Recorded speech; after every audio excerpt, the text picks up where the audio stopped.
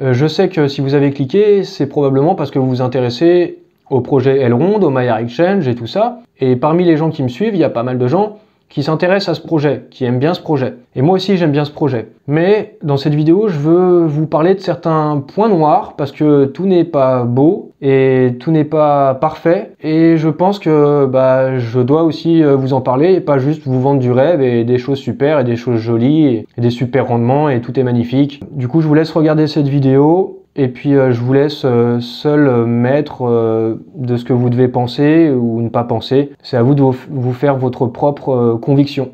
J'investis dans les cryptos pour être riche dans le futur. Paire de couilles dans le futal, ainsi soit-il. Mon bitcoin est mon couteau. Alors nous voilà de retour sur le Maillard Exchange après pas mal de péripéties ces derniers jours. Déjà, il y a eu un changement, vous l'avez remarqué, au niveau des rendements sur les différentes fermes. Maintenant, il va falloir loquer les MEX si vous voulez avoir des rendements, du coup produire des LKMEX. Parce que, voilà, comme il nous a été dit là dans un tweet de Benjamin Minkou, 94-95% des rendements vont se faire sur du MEX qui est loqué, sur le LKMEX. Et si on ne loque pas, on va avoir des rendements beaucoup plus faibles. Il y a aussi la distribution sur les différentes fermes qui a changé. 55% sur la ferme EGLD MEX, 15% sur la ferme EGLD USDC et 30% sur la ferme de MEX. Donc il y a eu pas mal de changements du coup par rapport au lancement, par rapport au début. On a aussi eu des changements sur le Maillard Exchange. Quand on voulait harvest, au début on pouvait harvest la quantité produite, peu importe le montant, la quantité produite de MEX ou de LKMEX. Puis ensuite on a eu une limite de 5 $. En dessous de 5 $, on pouvait pas retirer. Ensuite c'est passé à 10 $, à 20 $ et même à 50 $ à la fin. Et maintenant ça a encore changé et on peut harvest toutes les 30 minutes dans une limite d'un montant minimal de 10 $. Donc beaucoup de changements en seulement une quinzaine de jours. Alors, lors de l'annonce de ces changements, Benjamin Minkou nous a dit qu'aujourd'hui, pour Maillard, pour le DEX de Maillard, on allait passer au next level. Alors, il appelle ça le next level, mais du coup, c'est du marketing aussi. D'un point de vue de communication, on nous vend ça un peu comme étant une amélioration. Mais c'est pas forcément le cas. Pour des gens qui voulaient profiter de gros rendements, sans forcément avoir son MEX qui est bloqué pendant un an, maintenant c'est plus le cas. Et pour eux, c'est pas une amélioration. Dans mon cas personnel, je voulais loquer moi. Donc ça me dérange moins. Mais pour d'autres personnes, c'est un changement de programme. Et je trouve, ça m'interpelle un petit peu. Pourquoi ces changements? Est-ce que dès le départ, la team Elrond avait prévu de faire un changement dans les règles? On change les règles, on change tout. Est-ce que c'était prévu ou est-ce que c'est de l'improvisation? Benjamin Minkou a dit que c'était pour éviter le fait qu'il y ait des mercenaires qui viennent, qui empochent des gains et qui se barrent. Je pense que c'est aussi plutôt pour maintenir le prix du LKMEX et pour éviter que le prix baisse, puisque si c'est loqué pendant un an, on peut pas le vendre, le MEX. Du coup, si on peut pas le vendre, le prix ne baisse pas. En tout cas, la baisse, elle est limitée, elle est contenue artificiellement. Donc je me demande, est-ce que ça c'était prévu depuis le départ ou alors,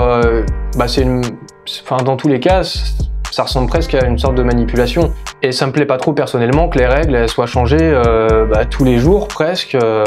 Et en plus de ça, tous ces changements, ça a apporté son lot de difficultés et de complications et des bugs. Alors ils ont détecté 2 bugs suite à ces changements. Là, les bugs semblent être résolus, mais n'est pas sûr jusqu'au bout, vous allez voir. Et ça a entraîné un certain temps où le Maillard Exchange était inaccessible, parce que en maintenance. Mais ça a été en maintenance pendant peut-être 1 jour et demi. C'est long. Pendant ce temps-là, on peut pas retirer nos fonds si on souhaitait le faire, et on peut pas non plus ajouter des fonds. On se retrouve bloqué. Et donc ça aussi, ça me plaît pas trop. Faudrait pas qu'il y ait des maintenances comme ça tous les jours, n'importe quand, parce que sinon ça devient un petit peu handicapant. Ils travaillent pour résoudre ces bugs-là, et je doute pas que l'équipe, la team Elrond, travaille ardemment à la résolution de ces problèmes et des bugs. Mais tout n'est pas lisse, tout n'est pas propre, tout n'est pas parfait. Ça nous était plutôt vendu comme ça, comme quelque chose, comme un powerful. C'est un mot qui est revenu souvent dans les tweets de Benjamin Minkou. C'est pas si powerful que ça. y a quand même des bugs, il y a quand même des problèmes. Alors pour se faire en quelque sorte un peu excuser pour tous ces bugs et ces problèmes avec la maintenance, ils nous disent qu'on va avoir un reward boost. Du coup, on va avoir un peu plus de mecs. Alors ok, bon, c'est cool. S'ils font ça, c'est parce qu'il y a eu des problèmes quand même. Alors, ah bah là, on est en live, il y a encore une maintenance. Et j'ai pas fait exprès, hein. Il y a encore des problèmes. Donc, il avait été annoncé que les bugs avaient été résolus, mais apparemment, c'est pas fini. C'est une bonne transition, parce que je voulais aussi vous parler d'une vidéo qu'a fait Doc Marmotte, son compte Twitter. Je vais vous montrer ça. Voilà le compte Twitter de Doc Marmotte. Mais du coup, je vous parle de lui parce qu'il a fait une vidéo récemment. Dans cette vidéo, il nous parle de certains points noirs ou des points d'interrogation. Et je vous invite vraiment à regarder cette vidéo. Il remet en cause potentiellement la sécurité du Maillard Exchange. Il parle du fait que c'est du marketing et qu'il y a des effets de paillettes. Et il va dans les détails. Il remet en cause aussi la décentralisation. Du coup, il y a un certain nombre de points, je vous invite vraiment à regarder et vous faire votre propre avis. Donc je pense que tout n'est pas acheté avec ce projet Elrond. J'aime bien ce projet, je pense qu'il a du potentiel, mais il y a quand même des points noirs et il faut en prendre conscience. Il faut pas juste être un fanboy et être à fond tout le temps derrière, à soutenir quoi qu'il arrive. Donc il faut garder ces choses-là en tête.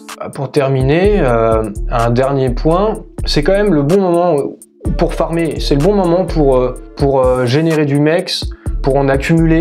C'est seulement pendant les premières semaines qu'on va pouvoir avoir des rendements aussi importants. Alors je pense que ça vaut quand même le coup d'être sur le Maillard Exchange et que ce LKMX, aujourd'hui, alors certes, il nous sert à rien, on peut pas le revendre avant un an, mais je pense qu'il va y avoir des utilités et avec des listings, comme le listing du ride prochainement, avec ce LKMX, on va pouvoir le mettre dans une ferme spéciale pour farmer et générer du ride. Et là par contre, ce ride de HoloRide, on va pouvoir le swapper en EGLD, du coup on va pouvoir le revendre. Alors directement les LKMX, on peut pas les revendre, mais si au fur et à mesure qu'il y a des listings, et on peut imaginer que le Maillard Launchpad, les autres projets qui vont venir, seront aussi listés sur le DEX, et puis peut-être d'autres listings encore, et on peut supposer qu'on pourra utiliser ces LKMX pour farmer, et donc ces LKMX auront une utilité, même si on pourra pas les vendre pendant une période d'un an. Je vous recommande la vidéo de Doc Marmotte, je vais la mettre dans la description. Comme on a vu, du coup, tout n'est pas parfait, et il faut vraiment l'avoir à l'esprit. Ça veut pas dire que ça va mal se passer. J'apprécie toujours le projet Elrond. D'ailleurs, prochainement, je vais sortir encore une vidéo qui devrait vous plaire si vous aimez ce projet. Du coup, je vous conseille pour ceux qui sont pas abonnés à ma chaîne de me suivre, de vous abonner. Dites-moi aussi ce que vous en pensez en commentaire. Comment vous percevez tous ces bugs, tous ces changements et puis la maintenance aussi qui est très longue et qui recommence encore comme vous l'avez vu en live dans cette vidéo. Dites-moi ce que vous pensez de tout ça. J'aimerais bien vraiment avoir votre sentiment. Est-ce que je suis le seul à me poser des questions ou vous aussi il y a des choses qui vous interpellent?